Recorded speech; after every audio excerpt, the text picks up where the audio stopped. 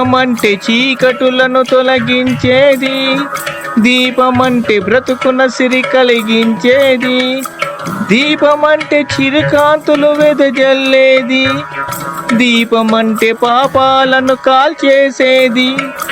సూర్యుడొక్క దీపం, ఆ చంద్రుడొక్క దీపం, మన తనువును ఆడించే ప్రాణమొక్క దీపం.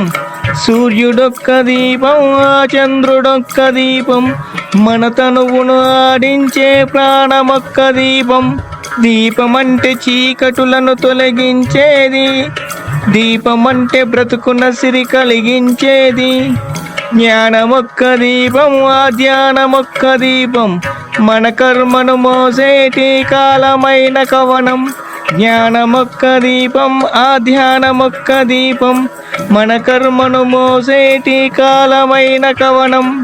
దీపమంటే చిరుకాంతులు వెదజల్లేది, దీపమంటే పాపాలను కాల్చేసేది. దీపమంటే జ్ఞానం రా, దీపమంటే యోగం రా, దీపమంటే సమరం రా, దీపమంటే అమరం రా. దీపమంటే జ్ఞానం రా, దీపమంటే యోగం రా, దీపమంటే సమరం రా, దీపమంటే అమరం రా. దీపమంటే తరతరాల మూలధనం రా, దీపమంటే జీవన భృతి ప్రాణస్వరం రా. కన్నీటిని కాల్చేటి అగ్నిగుణం రా, కష్టాలను కడదేర్చే అగ్నిస్వరం రా. దీపం దీపం దీపం దీపం దీపం దీపం దీపం దీపం. నమః శివాయ, నమః శివాయ, నమః శివాయ.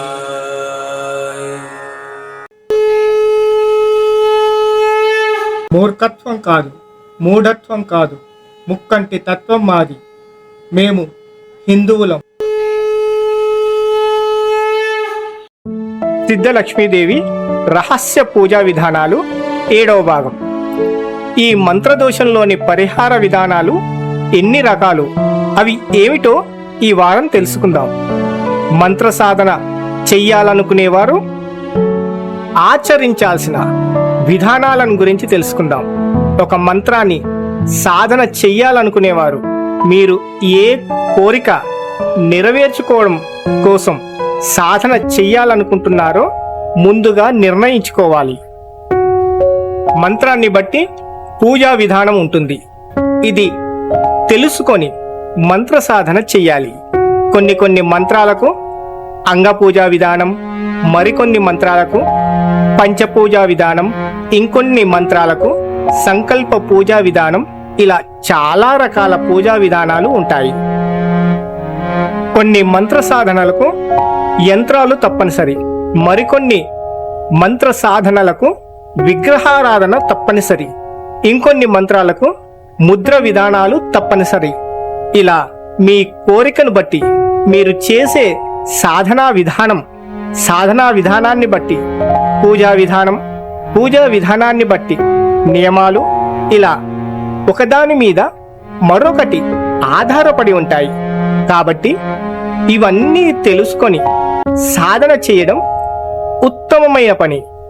మంత్రదోష విధానంలో ముద్రణా మార్గం తెలియని వారు ఆచరించాల్సిన పరిష్కార మార్గాలు దాదాపు 10 విధానాలని చెప్పవచ్చు.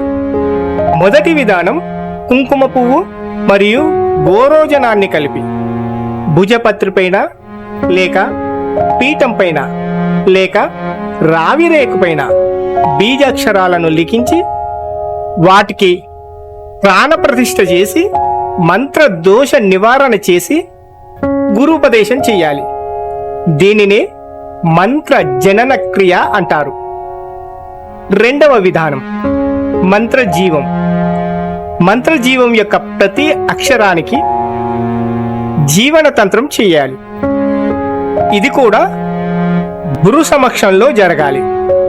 మంత్ర జననానికి మంత్ర జీవనం చేసినప్పుడు మంత్రానికి శక్తి వస్తుంది. శక్తి ఉత్పన్నమైన మంత్రానికి తాడనం చేయడం వలన కదలిక వస్తుంది. మూడవ విధానం తాడనం. కుంకుమ పువ్వు గోరోజనంచే జనించిన మంత్రానికి దర్పలతో చందన జలాన్ని చల్లుతూ తాడనం చేసినప్పుడు జనించే శక్తికి కదలిక ఏర్పడుతుంది. నాల్గవ విధానం సంస్కారం. ఈ విధానం మంత్రోపదేశం చేసే ముందు చేయాల్సిన విధి. గోరోజనం, కుంకుమ పువ్వుచే జీవం పోసిన మంత్రానికి విధి విధాన పరిచర్యలు చెయ్యాలి. ఎర్ర గన్నేరు పువ్వులతో విధిపూర్వకమైన విధానాన్ని ఆచరిస్తూ దర్భజలాలతో తాడనం చేస్తూ పూజించాలి. ఇలా చేశాకే మంత్రోపదేశం చెయ్యాలి. దీని వలన ఉచ్చారణ దోషం తొలగి సంస్కార విధి విధానం వలన మంత్రానికి శుభాన్ని ప్రసాదించే శక్తి ఉత్పన్నమవుతుంది. ఐదవ విధానం అభిషేక స్థానము. మంత్ర బీజాక్షర విధాన యంత్రాన్ని సాంప్రదాయ విధి విధాన ప్రకారం అభిషేక ప్రాణప్రతిష్ఠ చెయ్యాల్సి వస్తుంది.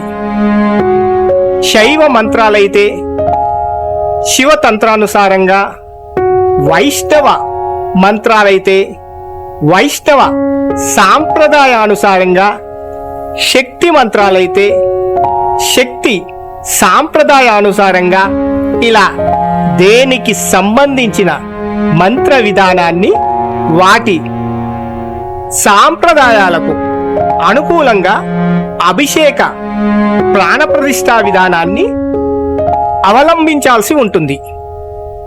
ఆరవ విధానం ఏదైతే మంత్రాన్ని సాధన చెయ్యాలనుకునే సాధకుడు ఆ మంత్రాన్ని కుండలీకరణ శక్తికి ఆచ్ఛాదనం చెయ్యాల్సి ఉంటుంది. ఇది మంత్రోపదేశం చేసిన గురువు సమక్షంలో సాధన చేస్తే త్వరగా సిద్ధి పొందే అవకాశం ఉంది. మంత్ర సాధనలో చెడు జరగకుండా ఉండే అవకాశం కూడా ఉంటుంది. కాబట్టి మంత్ర సాధన చేసే ముందు ప్రతి ఒక్కరూ తెలుసుకోవలసిన విధానాలు, గురు సమక్షంలో సాధన చెయ్యాల్సిన పద్ధతులన్నీ సవివరంగా తెలుసుకొని అటు తర్వాతనే మీ కోరిక ప్రకారం మంత్రాలను సాధన చెయ్యాలి. ఏ చిన్న పొరపాటు జరిగినా మీరు చేసే పూజ విచ్ఛిన్నం అయ్యే అవకాశం ఉంది. అలాగే మీ సాధన మీకు ప్రాణహానిని కూడా కలిగించవచ్చు. జాగ్రత్త. వచ్చే వారం మంత్ర విధానంలో దాగి ఉన్న మిగతా రహస్యాలను గురించి తెలుసుకుందాం. ఏకదీపం మహాతేజం జ్ఞాన విజ్ఞానసాగరం. ఓం శాంతి శాంతి శాంతి.